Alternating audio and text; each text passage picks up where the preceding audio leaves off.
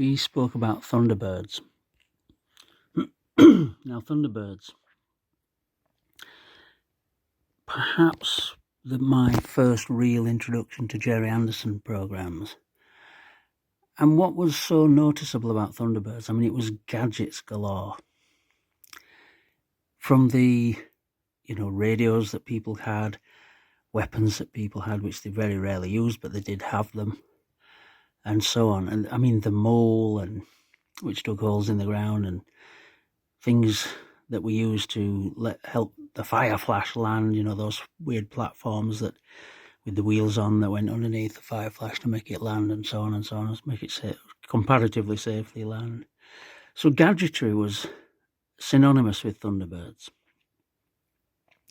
Perhaps inspired by such things as James Bond and the space race, and a lot of people were more into science. It seemed generally science was a bit of a new frontier and people were excited by it. So naturally, gadgets have followed Thunderbirds. There's a comic here with a torch, as a gadget. As a kid, we were always fascinated by torches. I was. I remember being quite impressed by torches. I don't really know particularly why.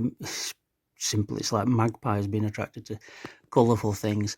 And this, we used to look for things like badges. This is a retro style badge. It looks almost like it's from the 60s era, to show that you were a fan of Thunderbirds.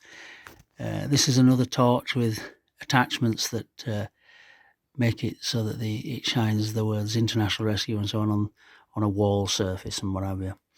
But back then we could never dream that you would have toys. Now the Thunderbird 1 doesn't work at the moment. It probably needs batteries, so I am planning to get these off the card and put batteries in them. But the one that does work,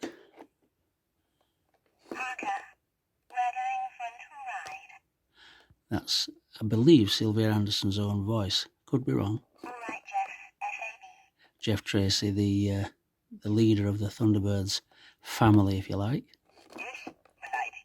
Did you hear that? Yes, milady. Parker, her trusted chauffeur and, I guess, security guy. So yeah, Thunderbirds was ahead of its time in many ways with the gadgetry. I mean, that car there, it had the missiles at the back and front. Again, James Bond style it was very fast and things like that. Bright pink. Thunderbird 1, a more conventional aeroplane style ship, but it did the vertical takeoff and landing, I believe. So very much ahead of its time. Very great fun. As kids, it was all science fiction. So things like the Harrier jump jet was just sort of coming along. Concorde, it was a very innovative era, the Thunderbirds era.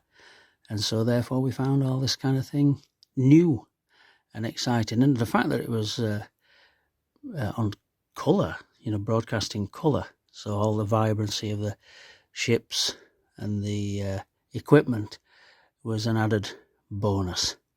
So again, hope you enjoy this very short trip down memory lane.